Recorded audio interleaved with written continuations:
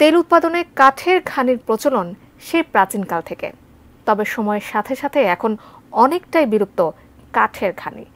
এমনই পরিস্থিতিতে যশোরে ইসমাইল হোসেন নামের এক উদ্যোক্তা আধুনিকতার সংমিশ্রণে কাঠের ঘানি থেকে উৎপাদন করছেন খাঁটি সরিষার তেল। যশোর থেকে অ্যান্টনি দাস অপুর পাঠানো তথ্যচিত্রে জানাচ্ছেন সহকর্মী এসআই রাজ। যশোরের মনিরামপুর উপজেলার কলুপাড়া গ্রামের শামসুর রহমান ওরফে বড় মিয়ার ছেলে ইসমাইল হোসেন বংশ পরম্পরায় ধরে রেখেছেন বাপদাদাদের কাঠের ঘানিতে সরিষা ভেঙে তেল তৈরির পেশা। এর আগে তার বাবা কাঠের ঘানিতে বলদ গরু ব্যবহার করত। বলদ গরুর ঘানি টানার কষ্ট দেখে ইসমাইল হোসেনের মাথায় আধুনিক প্রযুক্তি ব্যবহারের বুদ্ধি আসে। গরুর পরিবর্তে কাঠের ঘানিতে ব্যবহার করতে শুরু করেন বৈদ্যুতিক ইঞ্জিন চালিত অটো ভ্যান। ঘানির চাপের ভার দেয়া হয়েছে পাথর দিয়ে। কাঠের ঘানিতে ইঞ্জিন চালিত অটো ভ্যান ব্যবহার করায় ঘানি চালাতে বাড়তি লোকের প্রয়োজন হচ্ছে না।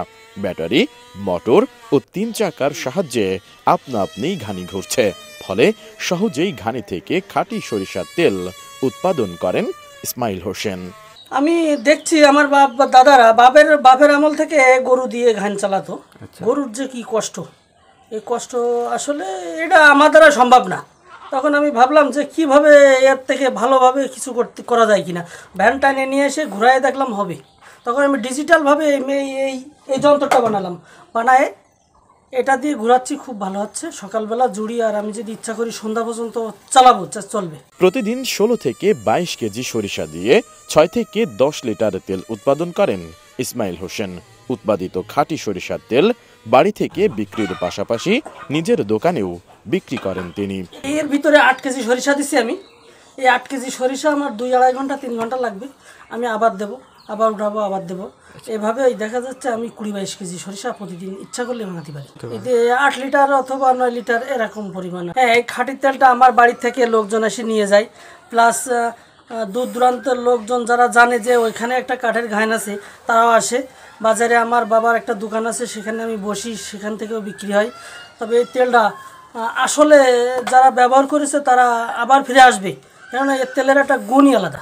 বিলুপ্ত প্রায় কাঠের ঘানি আধুনিকায়ন করার পদ্ধতিটি সাড়া ফেলেছে গোটা এলাকায়।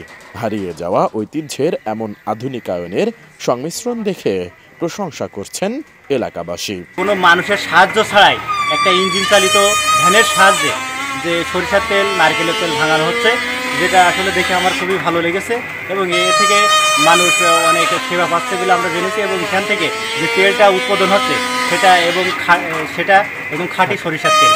এ হলো বাপদাদার আমলে দেখিয়ে আইছি গরু দিয়ে গান ভাঙাইতো, আর এখন দেখা যাচ্ছে মোটর ভ্যান দিয়ে গান ভাঙাচ্ছে, অটো তেল পাওয়া যাচ্ছে, খাঁটি তেল পাওয়া যাচ্ছে। এটা ভালো লাগে।